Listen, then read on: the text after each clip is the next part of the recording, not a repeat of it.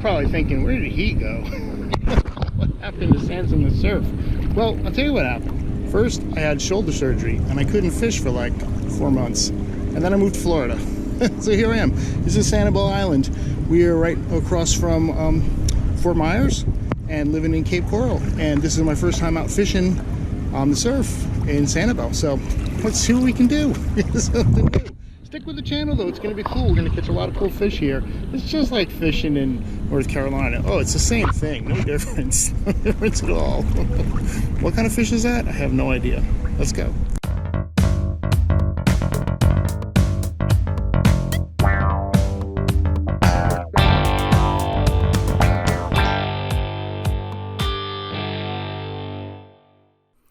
Well, now that my shoulders started feeling better, I thought, let's try a little fishing in Florida. So my first stop was to go to the Bat House at Matlacha Bridge, which a lot of people fish at, I've heard and read, and are very successful.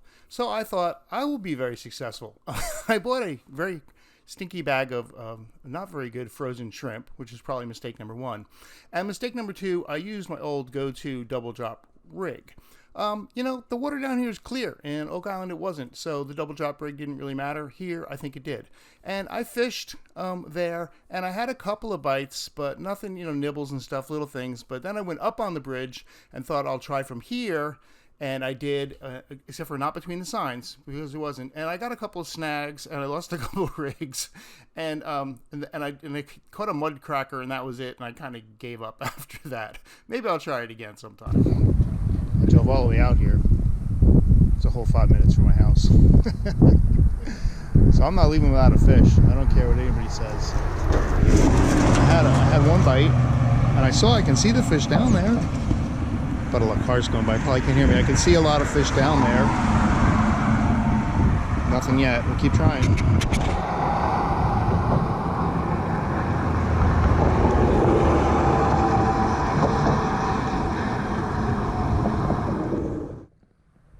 All right, 4 Mile Cove fishing pier. It's nice. It's nice, but I don't have high hopes because, as you can see behind me, I'm the only guy fishing here. And it seems that if this was a good spot to fish, I always see him jumping out there. I see something jumping about 3 times now. But I'm just fishing with shrimp, so if they're jumping for stuff, it's probably bait fish or something. Anyway, we're going to give it a whirl, see what happens. It took me long enough to get here, huh?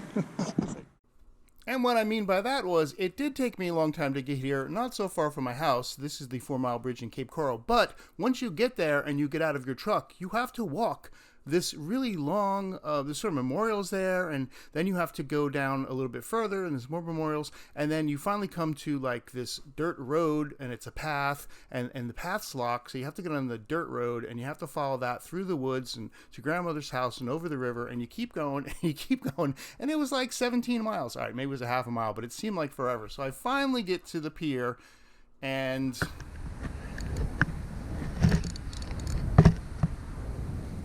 stingray.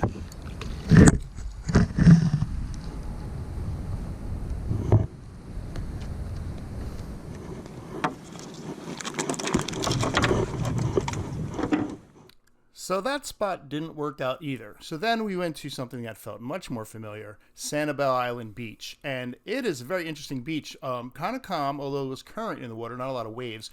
The boats pull right up to the beach. You can see them. They don't look as far as they are. They're actually much closer, is what I'm trying to say. And I wised up. I got some fluorocarbon. So I had a fluorocarbon leader and a very lightweight, so light tackle so the fish can't see it. And I thought I might do a little bit better. And I went out and I cast out into the surf, again, feeling like a very familiar thing. And what I found is that even though there aren't any waves, like I said, there was a lot of current, and my line immediately was like up on the shore. So I went back and I tied up with a 3-ounce pyramid weight, which held much better. Now look, you can see these guys right here getting on and off their jet ski. That's how they can just pull right up to the surf. It's so weird, like you're fishing and swimming, boats are pulling up.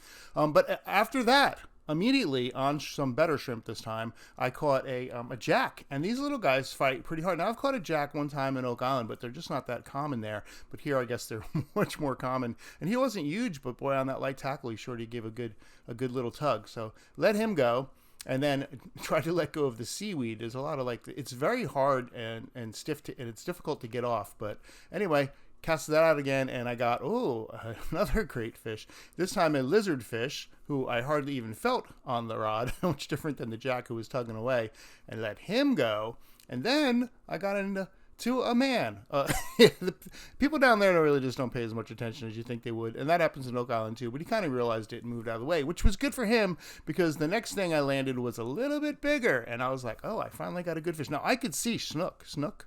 I saw snook in the water swimming by, and so I was kind of hopeful, or a nice whiting, but it actually turned out to be a shark. It's actually about a 2 foot, just under 2 feet probably, bonnet head, and I kind of pulled him up onto the shore, and people gathered round, and they were amazed. I guess there's a lot more tourists there. I thought people would be like, oh, well, we catch sharks all the time, but they kind of didn't even know what it was, and I had to tell them. So got the bonnet head off the hook, and I tried to let him go, tried to release him safely, and he decided instead of swimming into the ocean, he would swim right back onto the shore.